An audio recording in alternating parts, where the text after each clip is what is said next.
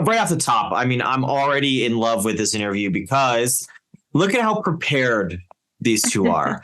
I'm so happy as a person that interviews people and talks to people all the time. They have headphones on, so they have a good camera. It's wonderful. So people, please, anybody that I interview, please watch this interview and take note that Major Moment has their shit together. Not saying that you don't have your shit together, but most of you don't, because I've talked to a lot of you guys and you don't have your shit together. But welcome, Major Moment. You guys are wonderful, and I'm so glad to have you guys here. Thanks so much, dude. Thank you for having us, and we're stoked to be here. And hopefully everything goes as smooth. Hey, listen, as your intro is. I'm telling you. So we are pre-recorded, which is nice. So you can say dick, fuck, cock, and then so Nick, our producer, will just blur it out, or maybe he won't. It depends on how he feels about the conversation. But totally. So I have a nice. So before every interview, I always get like a little bit of a blurb about every band. And every band's is like a couple sentences, where they're from, who they are. Usually I try not to talk about them because obviously that's every interview is the same exact question. And yours is this long. We have stories. What can I tell you? which is wonderful to have like all the accolades that you guys have for being, you're not that new of a band. You're not that old of a band, but you guys have accomplished a lot. And I think I'm really obsessed with your band ever since you guys were on our show, on the Zebra show. You guys really have your shit together, and I love to see it. And I love to, it's wonderful to see bands putting in 110%. And I feel like you guys do. And thank you. It's wonderful to see. I mean, so again, Roadhounds is we're going to support unsigned artists. We're going to try to push people to be the next headliners, all this stuff. What do you think kind of defines you guys from a lot of other acts that are out right now? Well, not to you toot your horn. Also, I want you to be exactly not to do that, but that you kind of nailed it. We try to give it 110%, whenever it's possible. It's work in progress too. So right, absolutely, and it's like at no point we think like we're above any other band. And nothing like that. But the goal for us is to be above ourselves of yesterday or of the past month or of the past year, right? So for us, it's always like, it's all about the growth, right? Yeah. So are you guys... especially like with your show, guys, like it's so well produced, and we've witnessed year over year, like you've done some improvements as well. And, you work with nice cameras and, like everything is like professionally made, so of course it shows an example of how it's supposed to be done. Right. So like we try to take notes, and whenever we can. Hey, you're listening. That's nice. I mean, we are. So are you guys doing a lot of stuff DIY? Do you have a team behind you, or you have a publicist? Do you have a distribution deal? Like because I deep dove down Major Moment, and I was like, obviously you guys have an Octane ad, you have great Spotify numbers, your videos are crushing, like you're doing great. Are you guys wholeheartedly doing this yourselves, or do you have a nice little team behind you that you're leaning on to help with that? So I would say like we're semi DIY, right? Like we don't have like a team in the way that like an established like obviously we don't have a label, we don't have a distribution deal. We found people that we like to work with, like for music production, for example. We have a studio that to regularly, right? We'll find some designers for our vinyl or merch or whatever. So and everything else we do ourselves. It's a lot of research, and DIY, like it's do it yourself, right? But you cannot do it all yourself, right? Fair. Like you can't be perfect or like great or good in every single aspect of it, right? It's just not possible. I mean, there are probably examples, but they're like, I don't know. Well, where the band members have their members doing, like, one is doing music, one is doing videography, photography, and that's a cool And I agree. I mean, knock on wood, have done some successful things in my life. And I always say it's not me, it's the people that are around me that totally are there with me, my employees, my this, my that, like if it wasn't for those other people that, are down to lift me up and help me grow to those potentials, I would never be where I am today. So I understand where you guys are coming from. And I love that so much. Beautifully said. We literally could sign below that. Live streaming's back. And you know where we're doing it? Over at Roadhounds. And it's fucking free. All you have to do is go to roadhounds.io and you go to the Metal City fucking free zone. That means it's free for you to come watch me be a complete idiot. It's pretty crazy. You can move the controls on your mobile screen with your hand, or you can use a keyboard.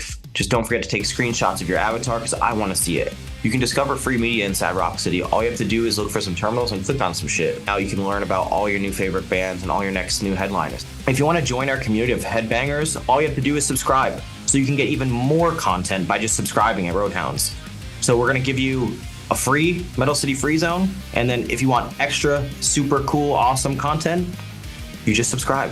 We're going to make a positive difference to our music community. For once, finally, a positive fucking experience. So, but, we are, one of the things I try to pick bands apart, especially bands that are doing well, like you guys are doing very well for yourselves, especially for a DIY unsigned artist. It's what are some of those roadblocks that you've come up against, and how did you push past them? And, every day people ask me, how do they get on Octane? And I go, I don't know. I was like, I know Vinny over at Octane. And if I need help with something, I text him. But as an outsider, I would never know how to do that. And when I saw that from you guys, I think it was pretty recent for Toxic, right? Right. And I was like, man, that's incredible. It's like, so if you can give insight to the method of your madness, you don't have to give away your secrets.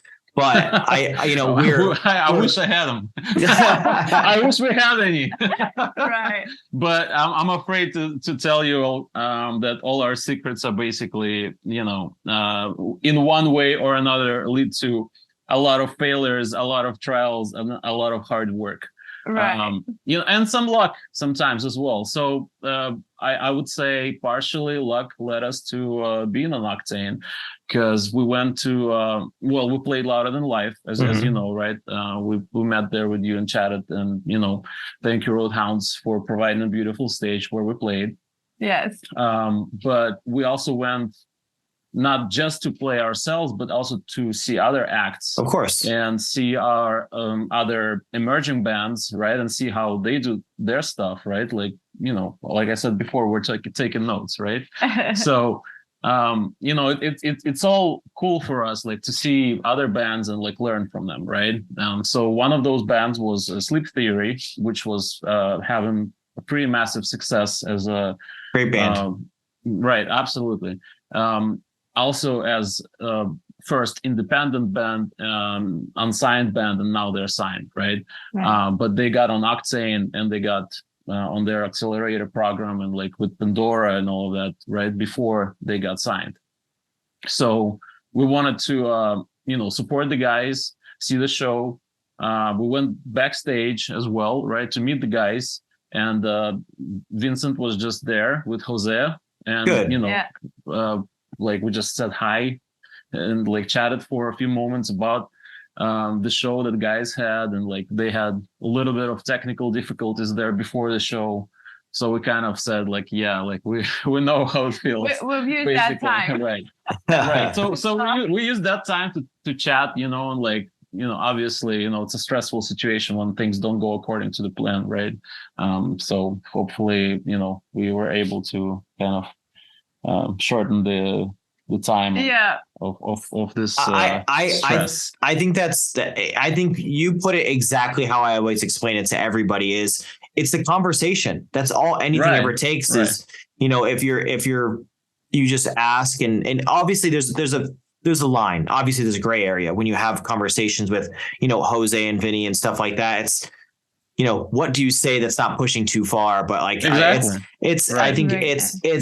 social engineering is such a talent in itself. I mean, it does help that you guys have an accent, which is always wonderful. And I feel like Americans are like, yes, tell me more, go ahead. But I think I think the power of just having a normal conversation with people is so important. I see a lot of bands that they'll take their 15 seconds of like, hey, I see, oh, there's Corey Taylor. Let me go just, and then Corey Taylor just goes, yeah, this guy's fucking annoying. Like, and then see later. Yeah. So understanding how to have those conversations with people are super important, because we all know that no one's scouting bands anymore. They're this person knows this person, that person knows this person.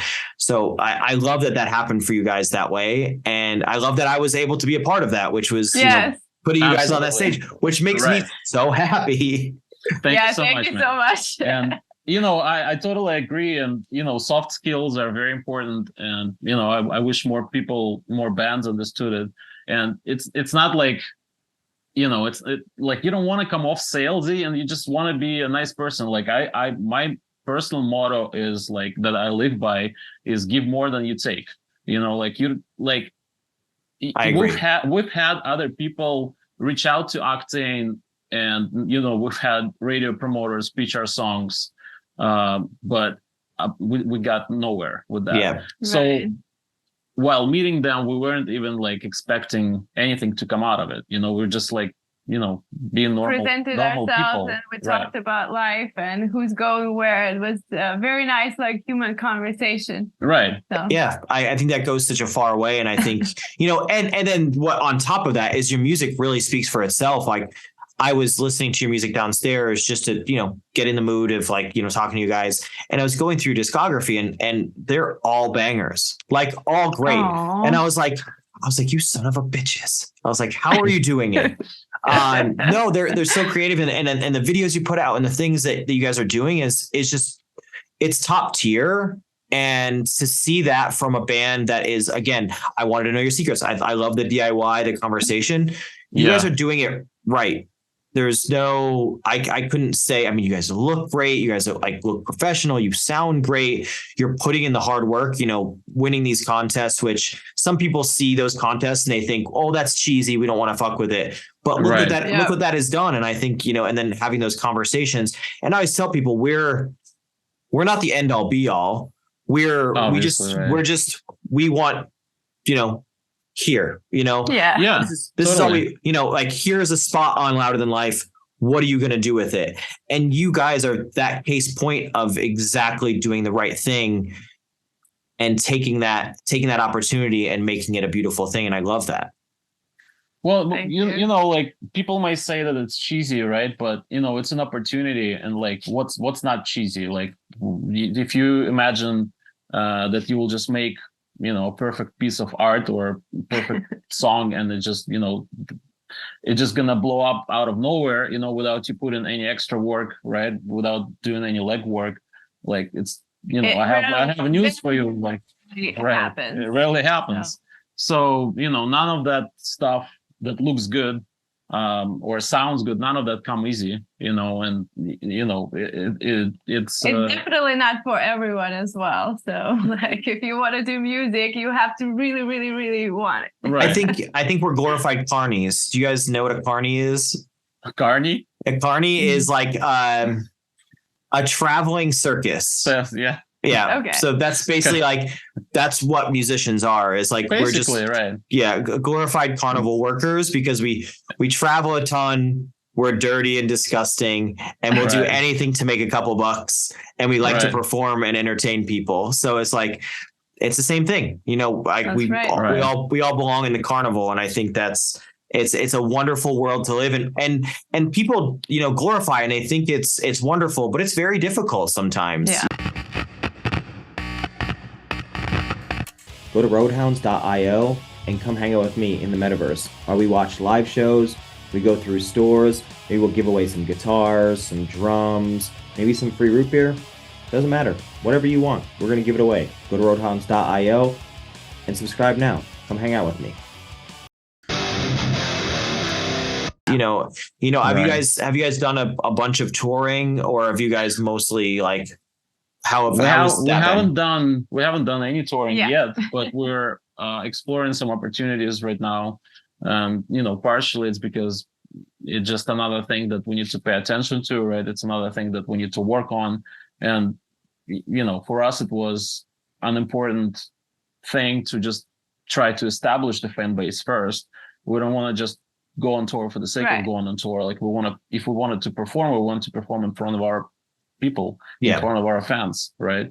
That came to support us, and not in front of other band members of our whole lineup, right? Like and it's obviously I've been there, yes, right, and it happens, and it's obviously going to happen, right? But like we try to kind of minimize the chances of like going on a tour falling flat and like and then it becoming unsuccessful, and us losing a lot of money, right? Because touring is expensive, especially nowadays. Very expensive. I mean, do you guys tour in like a van? Do you tour in like an SUV? Or like when you go to shows, like do you take like a Toyota Corolla and just go to a show? Or very close, very close. We'll take a Toyota Prius. Hey, I was close. I like that. At least you get good gas mileage. Anything. Exactly. Yeah. I wish it just didn't have like the whole Christmas lights on the dashboard and like check engine and 300,000 miles on, but to fit more gear, I removed the rear seats, and this way we can fit some extra stuff in there. But we came to Loudoun Live, traveled to Loudoun Live in a Prius, not the whole band, obviously, right? It's not a clown car after all, but some like other members took their cars as well, but we explore the possibility of renting a van, and it's like it's expensive. Super expensive. It's expensive. Even like a minivan to rent it for a week, it's like like at least $1,000, right? And like if you're looking for like a 15-passenger or something like that, it's going to be even more expensive. So plus mileage and then fuel and all that stuff. Right. It's expensive. I mean, that's one thing. I think the small missing link to why your band isn't ginormous, because I think you guys are going to do great things. I really do. I wholeheartedly think you guys have the look, you guys have the sound, you guys have the motivation. I think it's just playing shows. I think now once you guys get out. Yeah. And I think once you play in front of those people, and, I've seen your band, I think you guys are wonderful. And I think that last little missing thing is getting on the road. And I think that I wholeheartedly think if you got like a full US tour after that tour, it's just, they're just going to keep coming in and keep going. And I think it's the truth. I think there's many bands that are doing it, but just so close, they're so close to having like, they either have like just the passion, but not the sound, or they have the sound, but they don't have the passion. They don't, that saying, if it's not cheap, it's cheap, fast, whatever. Cheap, fast. Oh, for sure. And what's the last one? And good quality. Yeah. Right? So it's like usually pick two, it's like almost for you guys have two, and the last piece of the triangle is like just playing a bunch of shows and getting yourselves out there. And that's one of the things here at Roadhounds is we're trying to figure out is how we can assist on things like that. One of our major mantras is, how do we help the unsigned artists? If you buy a subscription, a portion of that prescription, a portion of that that's pretty good. A portion of it, accurate. A portion of it goes towards unsigned artists. We've given investments away to bands, and we've given packages away of instruments and things like that. One of my goals is to, we're going to do new brackets for new tours and also festivals, which I'm not allowed to talk about yet, but I'm going to talk about anyway. We're going to be giving away, spots on festivals and shows, but I would like to give away, Chris and Frank, if you're listening, from Roadhounds, is I want to give away a van and a trailer. Because I think bands are, I always see bands pull up and they're in like a 1994, like again, they're in a Prius with a band of five with all their gear. And I'm like, man, these bands just need, it's expensive. A van and a trailer is like $30,000 or $40,000 for like a decent one. Right. So, I mean, my news feed is full of stories like, oh, we're on tour, our van broke down. Yeah. It's like every single tour, like, guys, like, I understand, it's expensive, but like, that's part of the reason, like, why, we're not touring right now. It's just the cost, the cost of it. And then, when we want to take our show, on the road and like across the country, right? Like we want to have a show. Like we invested, I don't know, like probably $4,000 in lights, on programmed lights, and some of that stuff we used, like for example, in Toxic music video, right? Yeah. Like it's a fully programmed light show, and like we want to do something like that. We want to have a show. We want to have a show with lights, with transitions between the songs and all of that, all of the good stuff, right? I love that you give a fuck. That makes me so happy. Oh, absolutely. Like, yeah. So right. I have a not that it's a nerd question, but how do you, so you don't have a light guy, obviously, correct? Like you're just there. So you run everything through a software and you like, what do you run, like Logic Live, and then have a secondary thing for lighting? Right. Like it's the device is called DMXs. And you just connect. Hold on, I'm googling it because I think they recently discontinued it, but you can still find them. DMXIS. Yeah, exactly. That's it. Right. So then you can program via MIDI. You program a track, like and like each MIDI note is like a scene. So like for example, like it all lights up red, right? Or it all moves up. And then you just and then you play with colors and you play with different variations. How hard was it? How hard was it to program? Was it kind of, once you got the hang of it, it went, or was it a big giant pain in the ass? It's still a pain in the ass. But, there's definitely a learning curve in there, and it's not something you're probably going to master overnight. Yeah. But if you spend maybe a month doing it, you're going to get a lot better, and everything is going to, become more natural, because there are like some things that are not like obvious, and some things that you have to find a workaround. Just like with everything, like every DAW, every new DAW you learn, there's going to be some obstacles there and some, some problem solving. I would say even with every skill, it's the same way. That's true. That's fair. This is a virtual city where metal culture thrives, and to be honest, there's nowhere else like it. So we want to show you what it's all about, and all you have to do is go to roadhounds.io and just subscribe. So I mean, obviously, so you guys are you two the, like, I wouldn't say brain, but like, do you record your stuff? Like, do you use Logic at home, Ableton, Pro Tools, or do you go to a studio and let the engineer do that kind of stuff? Well, our demos are pretty programmed, and we try to put as many details and things in a demo before we go to the studio. So most of the time it's more of a produced thing already than just a raw. Smart. That makes everybody's life a lot easier, to be honest. And you know what? I it's always that rip. I had a conversation earlier about do you guys still prefer a studio environment, or do you like to work at home? I love the studio. Both, but we love the studio. Well, partially it's because of Kevin Billingsley, our producer, who's been working with us since day one, basically. And, for 5 years, we've been going to the same studio. We've been working on every song with him, right? And like, when I first sent him, and we were shopping for the first studio to record our debut EP.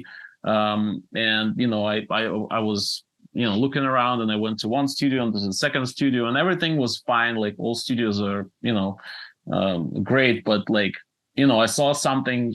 I didn't even go to the studio. That's what it was, right? I didn't even go to the studio. The studio is in Maine. I went to some studios around Massachusetts, right? Yeah. But a friend of ours recommended Kevin, and so I just emailed him, and he's like, I know exactly where you're going with this. Like I can see it, I can hear it, So they exchanged like 70 emails. We paid a dime. So right. It was like so they were that invested, and we knew like at this point, obviously that connection is very, right. very valuable. So it's I love that. I saw that like he believes in the project, he believes in the songwriting, and like he wants to lift us up to the next level, and take us as far as we can. And I think it's only getting better year after year, right? And it's like if the first year working with him was like a new experience for us, and sometimes it would feel like like I don't know, like pulling the rope, right? Teeth. Like right. Sometimes it wasn't easy, right? Let's put it this way. But now that we are 100% sure he's on our side, everything is like a breeze. He's not there. He's not there to milk you. He's there to like he wants to see you guys succeed. I love like that. On many occasions he was just like like you only spent like a half a day in the studio. I'm not gonna even charge you for the full day, like that you booked, that you already paid for. I'm just gonna refund you the I love money. those types of people because I'm that type of person. It's like you're if that's the thing is like if you succeed, he succeeds. So it's like it's scratching each other's back. Are you guys from Massachusetts? Yeah. Well, originally not. Oh, I know that by our accent. if it's not apparent, but we live like 20 minutes west of Boston. Okay, you guys are actually so you're not too far from me. I'm in like Northeast Pennsylvania, and I actually go out there quite often. I have a friend that has a studio out there that I go and hang out at once in a while, and I love that area so much. I think Mass is beautiful, and that was like one of the places I was like, I'm gonna move there. Like I used to actually go and look at. You guys know where Beverly is? Of course, yeah. So I used to go there all the time. Like I'm gonna buy a house here, and then I just never did. And I would always like just say that I was going to. But I love it out there. I think I'm a very like Northeast type person. So I'm glad that you guys found Massachusetts. And here you are. Like yearly that we're gonna move out of here. Yeah, exactly. Listen, nowhere is better than everywhere sucks. And it's like the good places. I mean, you're like, I want to move to LA. LA is so fucking expensive. And it's like, I don't party. So I would I'd be like spending a ton of money just for good weather, which I do love good weather. Yes, exactly. That's the deal breaker. That's it. If I can, so here's my goal with the next couple of years is like, I just want to buy a house somewhere warm just for like December through March. Yeah. But then come back to Pennsylvania because I love my house. Like I live in the middle of the woods. I have a lake right here. I have like 10,000 acres behind my house that I can just go and like on a quad and go out. It's very wonderful. So cool.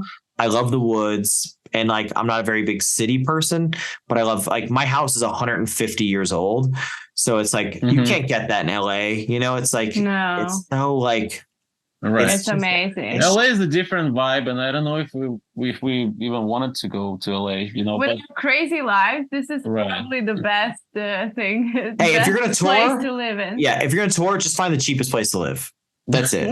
Yeah, exactly. You're never Which is not in Massachusetts, by the way. It is very expensive out there. It's very expensive. Yeah. So move to Pennsylvania. It's cheap here. We can hang out. We'll have good. I have a studio, so you're fine. Bring Kevin here. We'll be all right. That's great. We'll think about that. So to kind of wrap this up, what is 2024 for Major Moment? Good question, Sasha. What is 2024? Well, live shows. Obviously, we're gonna release our new album, The Pain That Makes Us Grow. We've printed some cool vinyl. Look at that. Oh my God. Hey. Yeah. Fuck you guys. Thank you. That was our dream, okay? That was a bucket list thing, and that was the perfect time to do that for this album. I think that's the strongest. All the songs are the strongest that we've had so far. So we're very excited. I think you guys have I don't know what it is, but it's there. You know what I mean? And I say that I don't say that. I say that is because like I think you guys are wonderful people, which is one. You're very easy to talk to and your energy is great. I think your music is great. And I think the passion and the hard work is there. And those are three things that are very hard to find in a band, especially like that's actually doing things. So, I mean, I really, really look forward to, and then anything that I can do to help you guys, I will always be there to answer, to do this. And I hope that whenever we do these brackets, you guys do submit, because I think you guys will soon take over the world. And I appreciate you guys so much. Thank you so much. Thanks so much, dude. Really appreciate it. Sometimes we really need to hear it, because like all this like hard work 24/7, it takes its toll. What I mean? Working on music videos for 8 months, it takes its toll. Working on an album for a year and a half, same. Working on designs and everything. Right. Who even needs those music videos? Like exactly. Now, music videos are dead, right? Like, they're not. I love music videos.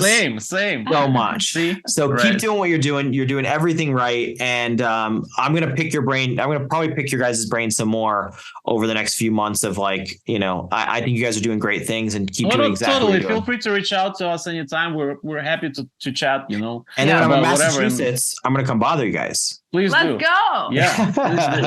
And thank you so much for supporting us. And you guys did an amazing thing with supporting unsigned artists and offering them slots on huge stages, like next to like the biggest names in music basically in the world, right? And like at no times we and the way like people treat us, exactly. It was amazing. Like we were part of that whole thing, not like a side project. We're gonna do it again. Yeah. Hell yeah. And hopefully you guys are on for the ride. Yes. Count us in. Hey guys, it's your friendly neighborhood Josh Balls, just here telling you that I have a new show coming out. It's going to be called Headbangers, Havoc, and it's going to be on Roadhounds. And you can find it there. What we're going to do is we're going to give away a ton of shit all day, every day. We're going to go live. We're going to do pre-tape interviews. Basically, what we want to do is when you're hanging out at a festival, you only get 4 days with your friends. It's terrible. What we're going to do is we're going to bring that vibe to you 365 days a year. And it's going to be incredible, not only for bands, but anybody that enjoys bands. So make sure you come check it out, roadhounds.io. I'll catch you there. Make sure you subscribe.